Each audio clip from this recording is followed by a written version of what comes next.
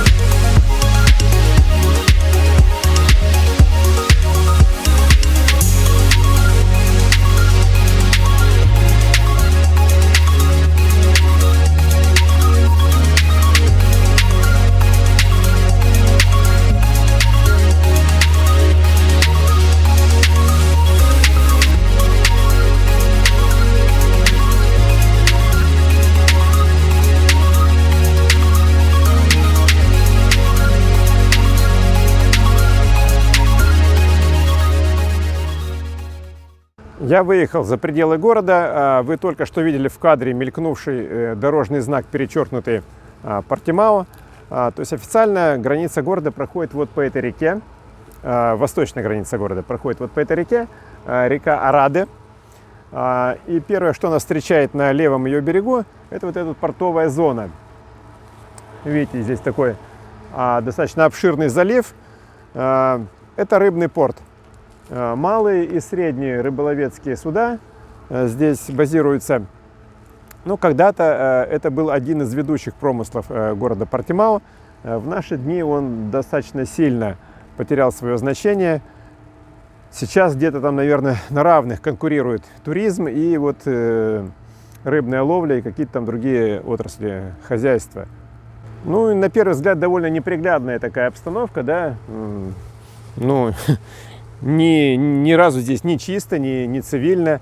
Вот. Но для тех, кто привык, в общем-то, воспринимать жизнь во всех ее натуральных проявлениях, не стремиться там, к какому-то вопиющему гламуру или показной там, значит, красоте, я думаю, будет достаточно интересно прогуляться, ну, в данном случае проехаться на велосипеде по этой территории, окунуться в эту атмосферу, пропитанную вонючим рыбным запахом, рыболовные снасти, катера, видавшие такие виды причалы, уже довольно обшарпанные. И по совместительству на этой же территории базируется ремонтная база. Здесь ремонтируют, опять же, вот малые и средние суда. Не только рыболовные, но, в общем, любые суда, и в том числе яхты. И если вы никогда не имели в своей жизни дела с яхтами, никогда близко к ним не подходили, то даже просто прогуляться по марине или там по берегу марины уже представляет из себя определенный интерес, то есть полюбоваться на разнообразие яхт. А когда ты видишь эти яхты поднятыми на стапеля, то есть вытащенными из воды, и ты видишь всю эту подводную часть, то есть это еще более интересное зрелище. Поэтому, я думаю, многим будет достаточно интересно побывать на этой территории, прокатиться здесь, полюбоваться вот на эту атмосферу.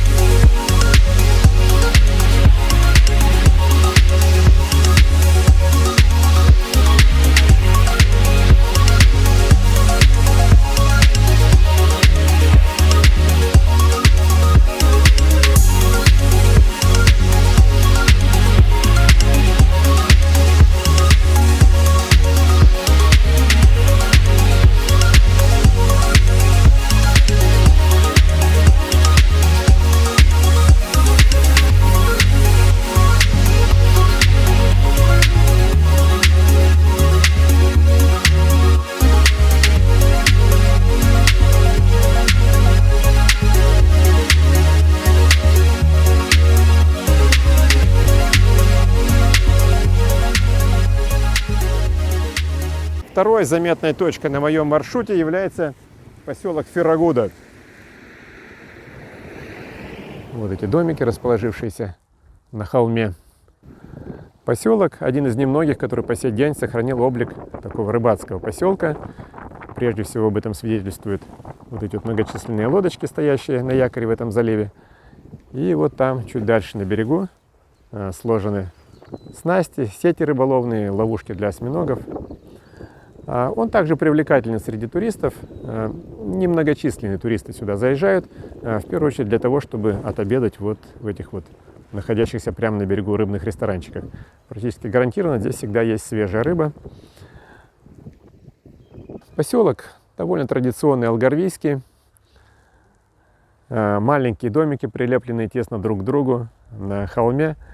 Побродить по его узким извилистым тесным каким-то улочкам с непонятной геометрией для многих, я думаю, будет достаточно интересно. В плане велопрогулки это поселок не представляет ни малейшего интереса, поэтому я просто обогну его и продолжу свой путь вдоль берега.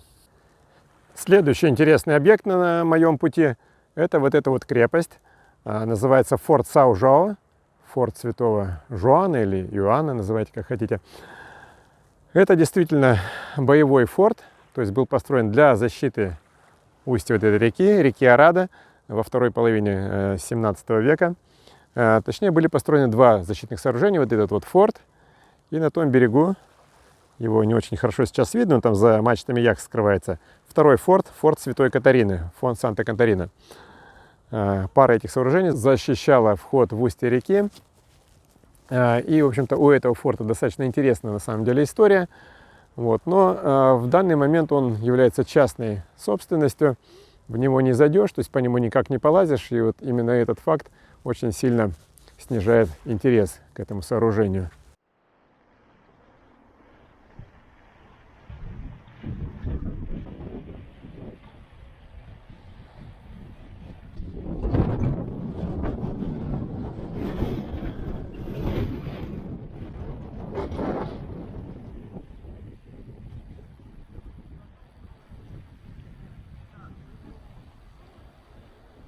Я добрался до по-настоящему знакового места на моем пути. Это устье реки Орады во всей своей красе. Вот видите, на том берегу красуется город Портимао, высотные здания вдоль берега. Известный на весь Алгарве, один из самых крупных алгарвийских пляжей, Прая-де-Роша, что в переводе на русский означает «скалистый пляж». И вот здесь мы видим тот самый форт Святого Жоао из предыдущего кадра, который был призван защищать вот это самое русло реки Орады. Место действительно знаковое, ну, как минимум вот этим видом, да, то есть я не знаю ни одного человека, который побывал бы в этом месте и остался бы равнодушным. Действительно, очень шикарный вид. Вот сейчас я покажу вам его таким вот панорамным образом. Но я бы хотел сделать акцент на другом. Именно от этой смотровой площадки, вот видите, тут удобная парковка для машин, можно оставить здесь машину, начинается официальный пешеходный маршрут Каминьо душ Промонториуш. Буквальный перевод означает «тропа мысов». Ну, ближе по смыслу я бы перевел это как «тропа утесов». Вот посмотрите на такую схематическую карту этого маршрута, и вы поймете, почему она так называется. Да? То есть очень такая изрезанная береговая часть, сплошные мысы. Ну, в русском языке мыс имеет несколько иное понимание. Это все-таки больше утесы, чем мысы. Обрывистые каменистые берега – это, в принципе, визитная карточка Алгарве. То есть таким образом оформлена примерно половина побережья алгарвийского. Но на своем протяжении это побережье все-таки меняет немножко облики. В каждом конкретном месте, на каждом конкретном участке есть свои фишки. На одних участках береговая линия приобретает довольно изящные формы, в других местах радует глаз какой-то цветовой палитрой. На данном участке, вот, я считаю, что очень удачно подобрано название для этого маршрута – «Тропа утесов». Береговая линия действительно имеет вид таких суровых, высоких, отвесных утесов. Я бы не назвал их очень какими-то изящными и красивыми, но слово «грандиозный» к ним подходит как нельзя лучше. Я уже сказал, что маршрут является официальным. Это не значит, что, сойдя с тропы, вы попадаете под угрозу расстрела. Нет, вы можете ходить где угодно и как угодно. Но эта тропа, она размечена. То есть стоят метки на протяжении маршрута, организованы какие-то специальные места для отдыха, особо видовые места, какие-то смотровые площадки тоже там имеют соответствующее оформление, может, какие-нибудь там перила, скамеечки. И это гарантия того, что, двигаясь по этому маршруту, вы не попадете там в какой-то тупик, вы не забредете на чью-то частную территорию, что лично со мной случается довольно часто. То есть ты просто никого не трогая, едешь по какой-то тропиночке и вдруг оказываешься у кого-то во дворе. То есть просто нет четких разграничений между общедоступными зонами и частными территориями, поэтому такие конфузы периодически случаются. Так вот, следуя официальному маршруту, вы от них, ну, можно сказать, защищены. И еще одна прелесть официальных маршрутов в том, что их ведь кто-то специально прокладывал. То есть имеющиеся на том или ином участке какие-то изюминки, какие-то фишки, как, например, такие вот созданные эрозией колодцы. Организаторы маршрута, они, как правило, стараются включить такие фишки в маршрут. То есть всякие такие вот прелести, они вам гарантированы. Я обещал показать вам сегодня цивилизованный Алгарве, а сам показываю какие-то прибрежные скалы, козьи тропы. Хочу внести небольшую ясность. Цивилизованный, скажем так, цивильный Алгарве, в моем понимании, это не куча сооружений из стекла и бетона, блеск витрин, сияние рекламы. Цивилизованный Алгарве – это вот такая местность, застроенная местами не густо, местами достаточно густо, какими-то жилыми комплексами. При этом их нельзя назвать ни городом, ни поселком. И эту местность у меня, честно говоря, не поворачивается язык назвать сельской, потому что здесь практически ничего не выращивается и никакой скот не производится. Здесь люди просто живут и наслаждаются обстановкой. Если брать эту вот как раз область туристического Алгарве, то, наверное, процентов 60-70 территории, оно обустроено именно таким вот образом. То есть это не города, не поселки, это такая некая межгородская местность, в которой люди живут. И примером такой местности я сегодня выбрал этот участок на восток от города Портимао, то есть город Портимао остался там от нас на западе. И мы движемся вдоль берега, вот эта прибрежная зона, прибрежная полоса, до поселка Карваэра. Тоже достаточно такое известное туристическое место.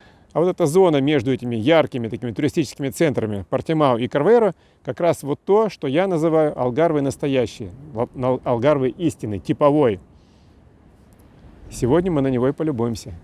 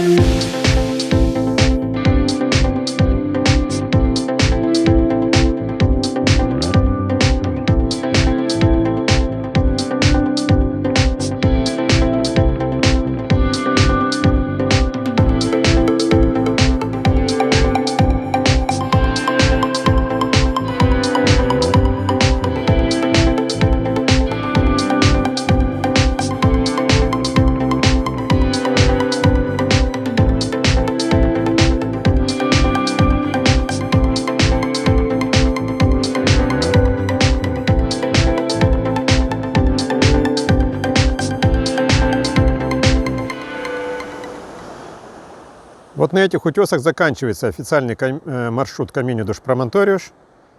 Видите, вот подходит тропа. Выходите вот на эту парковку, она же смотровая площадка.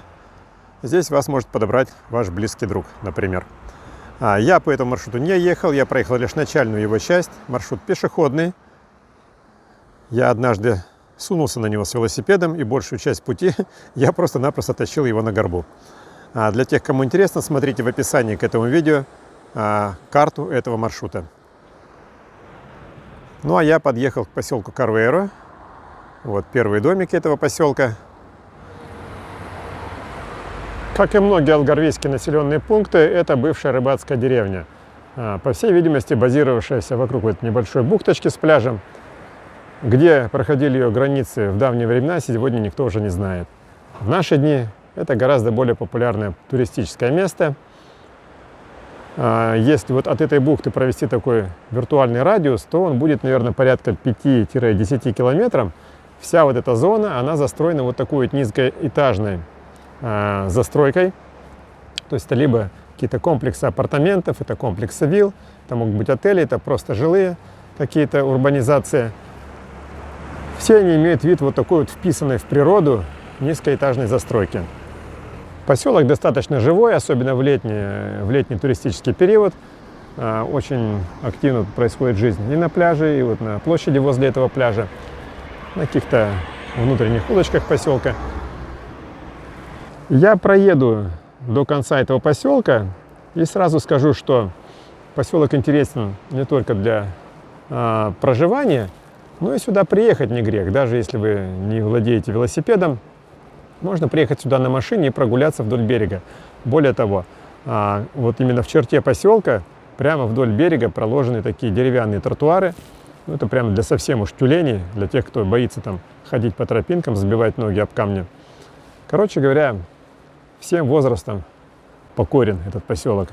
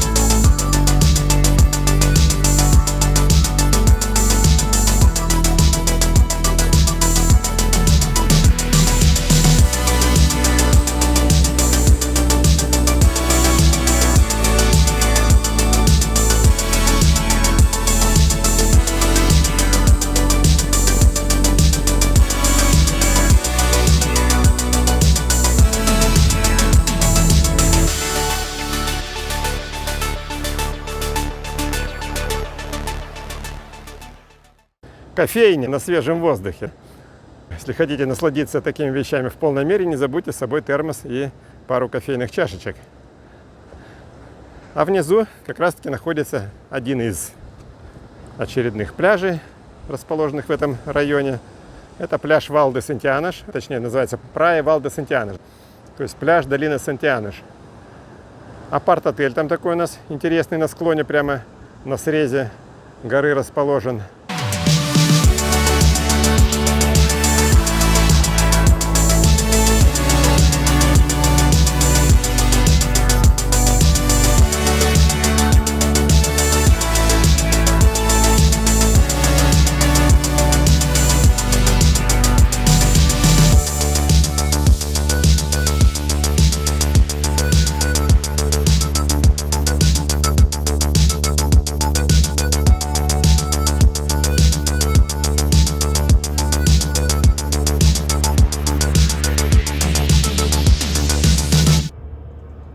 страшный черномордый кот преградил мне дорогу. И это верный знак того, что пора поворачивать до дома.